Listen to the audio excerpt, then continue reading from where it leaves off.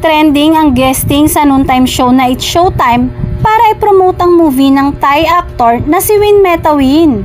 Ngayong araw nga ay bumisita ito sa It's Showtime. Kapansin-pansin naman na nagulat si Kim Chiu sa unang pagkakataon na nakita ang Thai actor. May mga nagsabi na mukhang bagay rin silang magkapareha o magsama sa isang proyekto. Ano kaya ang masasabi ng makakimpaw dito? Paano na lang daw ang Paulo? Heto nga ang obserbasyon ng mga netizen. Ako lang bang nakapansin na pwedeng maging partner sa teleserye or movie ang dalawa?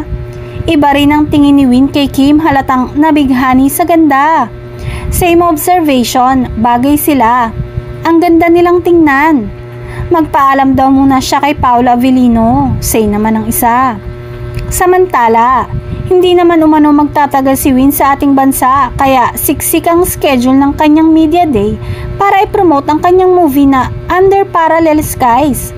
Ang daming ang Pinoy fans ang na-excite na makita ang Thai superstar dahil umaga pa lang noong linggo ay ang haba na ng pila sa Ayala Malls Glorieta, kahit sarado pa ito para lang makakuha ng wristband na magiging access sa pag-watch ng live sa mall show nito noong Lunes.